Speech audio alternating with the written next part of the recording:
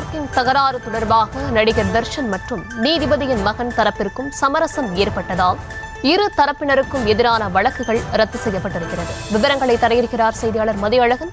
விவரங்களை வழங்கலாம். Bigg Boss season 3 நிகழ்ச்சியில் பங்கேற்று பிரபலமானவர் தர்ஷன் கார் பார்க்கிங் செய்வது தொடர்பாக அவருக்கும் நீதிபதியின் மகனுக்கும் இடையே தகராறு ஏற்பட்டது. இதில் ஒரு பெண் மற்றும் நீதிபதியினுடைய மகன் காயமடைந்தனர்.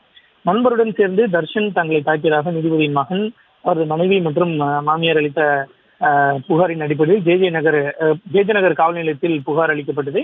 அதே போல நடிகர் தர்ஷன் தரப்பிலும் புகார் அளிக்கப்பட்டிருந்தது. இந்த இரு புகார்களின் அடிப்படையிலும் வழக்குகள் பதிவு செய்யப்பட்டன. இந்த நிலையில் தர்ஷன் தரப்பிற்கும் தங்கள் தரப்பிற்கும் இடையே சமரசம் ஏற்பட்டுவிட்டதால் தங்கள் மீது பதிவு செய்யப்பட்ட வழக்கை ரத்து செய்யக்கோரி நீதிபதியின் மகன் ஆதிச்சூடி மற்றும் அவரது மனைவி லாவண்யா, மாமியார் மகேஸ்வரி தரப்பிலும், அதே போல நடிகர் தர்ஷன் மற்றும் அவரது நண்பர் லோகேஷ் தரப்பிலும் சென்னை உயர்நீதிமன்றத்தில் மனு தாக்கல் செய்யப்பட்டது.